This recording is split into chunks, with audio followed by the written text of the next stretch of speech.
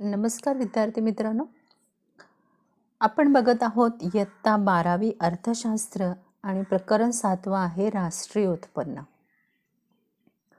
राष्ट्रीय उत्पन्न ही समग्र अर्थशास्त्राचा किंवा स्थूल अर्थशास्त्राचा एक महत्त्वाचा अभ्यास विषय आहे. सामान्यतः राष्ट्रीय उत्पन्न याचा अर्थ हा घेतला जातो की एका राष्ट्राचं विशिष्ट काळातील उत्पन्न असा घेतला जातो. आणि मग राष्ट्रीय उत्पन्न हे एक प्रकारे देशाच्या समग्र आर्थिक घडामोडीचा आलेख आहे असं म्हटलं जातं. आणि मग या अर्थव्यवस्थेमध्ये शेती, उद्योग, सेवा अशा अनेक प्रकारच्या वस्तू व सेवांचं सतत उत्पादन होत असतं. आणि असं जे उत्पादन आहे ते पैशाच्या माध्यमात व्यक्त केलं जातं. आणि आधुनिक अर्थव्यवस्था ही पैशावर आधारलेली अर्थव्यवस्था आहे. आणि त्याचबरोबर या अर्थव्यवस्थेमध्ये राष्ट्रीय उत्पन्न हे देशाच्या आर्थिक कल्याणाचं एक वस्तुनिष्ठ निर्देशांक मानलं जातं. या ठिकाणी जर तुम्ही चित्र पाहिलं असेल तर ते भारतीय म्हणजे अर्थव्यवस्थेचं इकॉनॉमीचं चित्र आपल्याला दिसतं आहे की यामध्ये आपल्याला उद्योग क्षेत्र दिसत आहे, सेवा क्षेत्र आहे, त्याचबरोबर कृषी क्षेत्र दिसत आहे. आणि यामध्ये राष्ट्रीय उत्पन्न हे आर्थिक क्रियांचं एकत्रित मापन असतं. मग आर्थिक क्रिया कोणकोणत्या आहेत? तर उत्पादन आहे, वितरण आहे, विनिमय आहे आणि उपभोग या सर्व आर्थिक क्रिया आहे. उत्पादन म्हणजे वस्तूची निर्मिती करणं, वितरण म्हणजे त्या वस्तू वेगवेगळ्या भागांमध्ये पोचवणं, विनिमय म्हणजे त्या वस्तू पैशाच्या साह्यानं विकत घेणं आणि देणं, आणि उपभोग म्हणजे प्रत्यक्ष वस्तू उपभोगासाठी उपलब्ध असणं. म्हणजे या ठिकाणी आर्थिक क्रिया ज्या आहेत ते उत्पादन प्रक्रियेपासून उपभोगा प्रक्रियेपर्यंत ह्या समाविष्ट आहेत. आणि या एकत्रित क्रियांचं मापन हे राष्ट्रीय उत्पन्न आहे. आणि त्यामुळे देशातील लोकांच्या आर्थिक कल्याणाचं मापक निर्देशक काय असेल तर ते राष्ट्रीय उत्पन्न आहे. भारतामध्ये 1949 मध्ये राष्ट्रीय उत्पन्न समितीची स्थापना झाली आणि त्यानंतर नियमितपणे राष्ट्रीय उत्पन्न संकलन किंवा मापन करण्यासाठी सुरुवात झालेली आहे. केंद्रीय सांख्यिकीय संघटना दरवर्षी देशातील राष्ट्रीय उत्पन्न व इतर सर्व माहिती संकलित करून ती प्रकाशित करण्याचं काम करत असते. म्हणजे देशाच्या समग्र आर्थिक कामगिरीचं मूल्यमापन हे राष्ट्रीय उत्पन्नाच्या माहितीच्या आधारे केलं जातं. आणि ही जी माहिती गोळा करण्याचं काम कोण करत असेल तर ती केंद्रीय सांख्यिकीय संघटना काम करते. आणि म्हणून राष्ट्रीय उत्पन्न जे आहे हे पैशात व्यक्त केलं जातं. आणि देशांची अर्थव्यवस्था जी आहे ही पैशावर आधारलेली अर्थव्यवस्था आहे.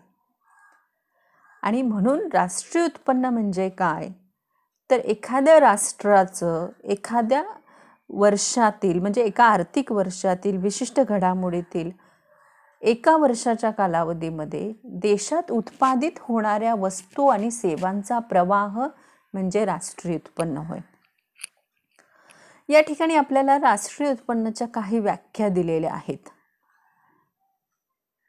पहिली व्याख्या दिलेली आहे ती राष्ट्रीय उत्पन्न समितीची व्याख्या आहे की या व्याख्येमध्ये राष्ट्रीय उत्पन्नामध्ये ही जी समिती आहे ती 1949 मध्ये नियुक्त केली गेली. मग D.R. गाडगीळ, V.K. राव असतील हे समितीचे सदस्य होते. मग या समितीने जी राष्ट्रीय उत्पन्नाची व्याख्या दिलेली आहे ती व्याख्या अशी आहे की राष्ट्रीय उत्पन्न म्हणजे एखाद्या विशिष्ट कालखंडात निर्माण करण्यात आलेल्या वस्तू आणि सेवांचं दुहेरी मोजदाद होऊ न देता केलेलं मापन होय. बघा, या व्याख्येमध्ये महत्त्वाचं काय, एक विशिष्ट कालखंड आहे म्हणजे तो एका आर्थिक वर्षाचा कालखंड. वस्तू आणि सेवांचं दोनदा मोजणी होता कामा नये, म्हणजे एकाच वस्तूची दोनदा मापन केलं जाऊ नये.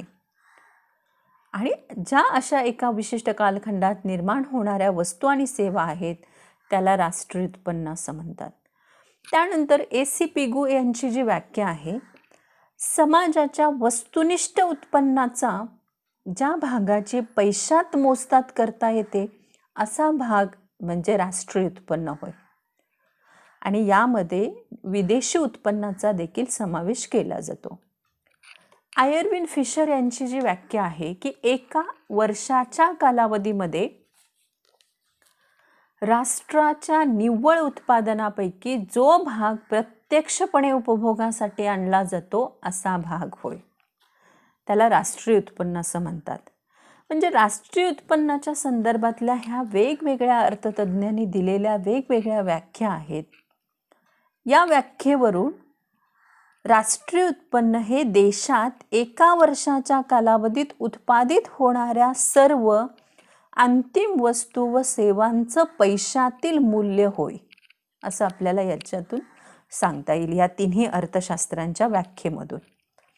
यानंतरची आपली पुढची संकल्पना आहे ती आहे राष्ट्रीय उत्पन्नातली वैशिष्ट्य. की राष्ट्रीय उत्पन्नाची व्याख्या आधी वैशिष्ट्यांमध्ये राष्ट्रीय उत्पन्नाची ही संकल्पना अधिक चांगल्या रीतीने तुम्हाला समजावून घेता येईल. ही एक स्थूल अर्थशास्त्राचा अभ्यास विषय आहे. राष्ट्रीय उत्पन्न ही संकल्पना समग्रलक्षी या स्थूल अर्थशास्त्राचा अभ्यास विषय आहे, कारण यामध्ये व्यक्तीशी संबंधित नाही आहे, तर हे संपूर्ण अर्थव्यवस्थेच्या उत्पन्नाचं प्रतिनिधित्व करतं. म्हणजे ही जी संकल्पना आहे ही संकल्पना स्थूल अर्थशास्त्राची आर्थिक संकल्पना आहे, कारण स्थूल अर्थशास्त्र हे संपूर्ण अर्थव्यवस्थेचा अभ्यास करतं आणि राष्ट्रीय उत्पन्न ही अर्थव्यवस्थेच्या उत्पन्नाचं प्रतिनिधित्व करतं. त्यामुळे ही अर्थव्यवस्था ही जी संकल्पना आहे ही व्यापक आणि मोठी संकल्पना आहे राष्ट्रीय उत्पन्नाची. त्यानंतर पुढचं वैशिष्ट्य आहे राष्ट्रीय उत्पन्नात अंतिम वस्तू व सेवांचं मूल्य. विशिष्ट काळात तयार झालेल्या केवळ अंतिम वस्तू आणि सेवांचं मूल्य विचारात घेतलं जातं. म्हणजे कच्च्या वस्तू असतील, कच्चा माल असेल, अर्धसिद्ध वस्तू असतील, यांच्या किमती विचारात घेतल्या जात नाहीत. फक्त अंतिम वस्तू आणि सेवांचं मूल्य विचारात घेतलं जातं. म्हणजे राष्ट्रीय उत्पन्नाच्या बाबतीमध्ये तुम्हाला सर्वांना हे लक्षात ठेवायचं आहे की राष्ट्रीय उत्पन्न कोणत्या वस्तूंचं मापन करतं, तर फक्त अंतिम वस्तू आणि अर्थव्यवस्थेत उत्पादित झालेल्या सेवांचं मापन हे राष्ट्रीय उत्पन्नात केलं जातं. मग ज्या कच्चा माल आहे त्यांच्या किमती ज्या आहेत त्या राष्ट्रीय उत्पन्नात मापन केल्या जात नाहीत.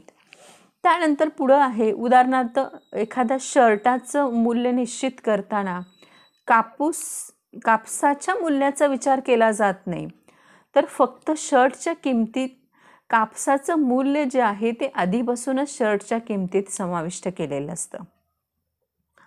म्हणजे एखाद्या लाकडापासून फर्निचर तयार झालेलं आहे, तर लाकडाचं मूल्य विचारात न घेता त्या फर्निचरचं मूल्य विचारात घेतलं जातं, कारण त्या लाकडाची किंमत त्या फर्निचरच्या किमतीमध्ये समाविष्ट झालेली असते. त्यामुळे राष्ट्रीय उत्पन्नात फक्त अंतिम वस्तू आणि सेवांच्या पैशातील मूल्य विचारात घेतलं जातं. त्यानंतर राष्ट्रीय उत्पन्न हे जे आहे ते निव्वळ समग्र मूल्य आहे. फक्त निव्वळ मूल्यांचा समावेश केला जातो. म्हणजे घसारा निधी जो आहे त्याचा राष्ट्रीय उत्पन्नामध्ये त्या मूल्याचा विचार केला जात नाही. आता घसारा निधी जो आहे तो याला आपण असं म्हणूया की वस्तूंच्या किंवा जो खर्च येत असतो घसारा मूल्यामध्ये, ज्या वस्तू देखभाल दुरुस्तीसाठीचा जो खर्च येत असतो त्याला ते मूल्य जे आहे ते झीज खर्च किंवा त्याला घसारा मूल्य असं म्हणतात. म्हणजे घसारा मूल्य म्हणजे काय की भांडवली वस्तूंचा वापर झाल्यामुळे भांडवली वस्तूंची जी होणारी झीज आहे त्या म्हणजे त्याचा घसारा होय. तर फक्त निव्वळ मूल्यांचा समावेश केला जातो. 4 विदेशी निव्वळ उत्पन्न जे आहे त्याचा राष्ट्रीय उत्पन्नात समावेश केला जातो. म्हणजे विदेशातून मिळणारं जे उत्पन्न आहे, आयात मूल्य, निर्यात मूल्य आणि परदेशातून मिळालेलं उत्पन्न आणि परदेशातून मिळालेली देणी यांचा निव्वळ फरक विचारात घेतला जातो. म्हणजे आयातून आणि निर्यात मूल्य यांचं फक्त निव्वळ उत्पन्न विचारात घेतलं जातं. आर्थिक वर्ष म्हणजे राष्ट्रीय उत्पन्न म्हणजे भारतामधलं आर्थिक वर्ष 1 एप्रिलला सुरू होतं आणि 31 मार्चला संपतं. म्हणजे 1 एप्रिल ते 31 मार्च हे भारतीय आर्थिक वर्ष आहे आणि राष्ट्रीय उत्पन्न नेहमी आर्थिक वर्षाच्या कालावधीच्या संदर्भात व्यक्त केलं जातं. म्हणजे एका वर्षाचं राष्ट्रीय उत्पन्न मापन करत असताना 1 एप्रिल ते 31 मार्च असा कालावधी विचारात घेतला जातो. राष्ट्रीय उत्पन्न ही प्रवाही संकल्पना आहे, कारण एका अर्थव्यवस्थेमध्ये निर्माण झालेल्या सर्व वस्तू आणि सेवांचा समावेश याच्यामध्ये केला जात असतो आणि त्यामुळे ही प्रवाही संकल्पना आहे. पैशात व्यक्त केलेलं मूल्य, राष्ट्रीय उत्पन्न हे नेहमी पैशात व्यक्त केलं जातं आणि ज्या वस्तू आणि सेवांचं पैशात मूल्य आहे, विनिमूल्य आहे, अशाच वस्तू ह्या राष्ट्रीय उत्पन्नामध्ये समाविष्ट केल्या जातात. तर अशा प्रकारे राष्ट्रीय उत्पन्नाची ही काही वैशिष्ट्य सांगता येतील की ही समग्रलक्षी संकल्पना आहे. त्याचबरोबर निव्वळ समग्र मूल्य विचारात घेतलं जातं, विदेशी मूल्य विचारात घेतलं जातं. जे आर्थिक वर्ष आहे ते आर्थिक वर्ष 1 एप्रिलला सुरू होऊन 31 मार्चला संपतं. ही प्रवाही संकल्पना आहे आणि पैशात या राष्ट्रीय उत्पन्नाचं मापन जे आहे ते पैशात व्यक्त केलेलं मूल्य असतं. तर अशा प्रकारची ही वैशिष्ट्य अभ्यासल्यानंतर आपण बघत आहोत राष्ट्रीय उत्पन्नाचा चक्रीय प्रवाह. खरं तर ही संकल्पना समजून घेणं याच्यासाठी तुम्हाला हा व्हिडिओ पुन्हा पुन्हा ऐकावा लागेल. थोडेसे समग्रलक्षी अर्थशास्त्राची ही जी संकल्पना आहे, थोडीशी तुम्ही जेव्हा जास्त याचा डिटेल अभ्यास कराल तेव्हा तुमच्या ती पटकन ही संकल्पना लक्षात येईल. आणि अद्याप तुम्ही ह्या चॅनलला सबस्क्राईब केलं नसेल तर तुम्ही ह्या चॅनलला सबस्क्राईब करा. म्हणजे परीक्षेच्या वेळेला तुम्हाला या चॅनलवरचे अनेक सारे व्हिडिओ खूप मदत करतील आणि तुम्हाला परीक्षेमध्ये भरपूर मार्क मिळतील. तर या चॅनलला नक्की सबस्क्राईब करा. राष्ट्रीय उत्पन्नाचा चक्रीय प्रवाह बघा. द्विक्षेत्रीय राष्ट्रीय उत्पन्नाचा चक्रीय प्रवाह, दोन क्षेत्र कोणती? कुटुंब संस्था आणि उद्योग संस्था. मग यातलं उत्पन्न बरोबर उपभोग अधिक गुंतवणूक. म्हणजे या ठिकाणी कुटुंब संस्था उपभोग घेत असतात आणि उद्योग संस्था नवीन वस्तूंच्या निर्मितीसाठी गुंतवणूक करत असतात. त्रिक्षेत्रीय राष्ट्रीय उत्पन्नाचा चक्रीय प्रवाह म्हणजे कुटुंब संस्था अधिक व्यवसाय अधिक सरकारी क्षेत्र. 3 क्षेत्र कोणती? कुटुंब संस्था, व्यवसाय आणि सरकारी क्षेत्र. 4 क्षेत्रीय राष्ट्रीय उत्पन्नाचा प्रवाह म्हणजे कुटुंब संस्था, व्यवसाय, सरकारी क्षेत्र आणि परकीय क्षेत्र यांचा समावेश होत असतो. आता या ठिकाणी आपण द्विक्षेत्रीय राष्ट्रीय उत्पन्नाचा प्रवाह जो आहे तो बघणार आहोत. एकूण 3 आपल्याला या ठिकाणी राष्ट्रीय उत्पन्नाचे प्रवाह दिलेले आहेत. एक द्विक्षेत्रीय, त्रिक्षेत्रीय आणि 4 क्षेत्रीय राष्ट्रीय उत्पन्नाचा प्रभाव दिलेला आहे. तर या ठिकाणी आपल्याला एक आकृती दिसते आहे बघा. या आकृतीमध्ये राष्ट्रीय उत्पन्नाचा प्रवाह, राष्ट्रीय उत्पन्नाचा द्विक्षेत्रीय प्रतिमान या ठिकाणी दर्शवलेला आहे की यामध्ये अर्थव्यवस्थेमध्ये कुटुंब संस्था या अर्थव्यवस्थेमध्ये आपण आता द्विक्षेत्र प्रतिमान बघतोय. आणि द्विक्षेत्र म्हणजे 2 क्षेत्र. मग 2 क्षेत्र कोणती? एक कुटुंब संस्था आणि दुसरा आहे व्यवसाय क्षेत्र. अशा 2 क्षेत्रांचा इथं विचार करतोय आपण. एक उत्पादन घटकांची बाजारपेठ आणि दुसऱ्या भागामध्ये वस्तू आणि सेवांची बाजारपेठ स्पष्ट केले. यालाच उत्पादन घटकांचा प्रवाह असं म्हणतात. म्हणजे इथे तुम्हाला दिसत असेल हा राष्ट्रीय उत्पन्नाचा चक्रीय प्रवाह तुम्ही बघा की या राष्ट्रीय उत्पन्नाच्या चक्रीय प्रवाहामध्ये पहिल्यांदा इथे भूमी, श्रम, भांडवल संयोजक, वस्तू व सेवावरील उपभोग खर्च, कुटुंब संस्था आणि उत्पादन संस्था. त्यानंतर खंड, वेतन, व्याज, नफा आणि वस्तू आणि सेवा. आता या चक्रामध्ये हा जो आपल्याला चक्र दिसत आहे, हा जो चक्रीय प्रवाह दिसत आहे, तर या चक्रीय प्रवाहामध्ये उत्पादन घटकांचा प्रवाह हा कुटुंब संस्थेकडून उद्योग संस्थेकडे, म्हणजे तुम्ही इथे कुटुंब संस्था बघत आहात, त्यानंतर या कुटुंब संस्थेकडून उद्योग संस्थेकडे हा प्रवाह दिसतोय आपल्याला. मग या ठिकाणी कुटुंब संस्था वस्तू आणि सेवांच्या उपभोग, म्हणजे उद्योग संस्था उत्पादन घटकांचा वापर करून कुटुंब संस्थेला आवश्यक असणाऱ्या वस्तू आणि सेवा उपलब्ध करून देतात. आणि म्हणजे या ठिकाणी उद्योग संस्था भूमी, श्रम, भांडवल, संयोजक यांचा वापर करून वस्तू आणि सेवा निर्माण करतात. आणि उत्पादक संस्था खंड, वेतन, व्याज, नफा हे घटक देत असतात. कुटुंब संस्था काय करतात, तर हे भांडवलाचे घटक पुरवत असतात.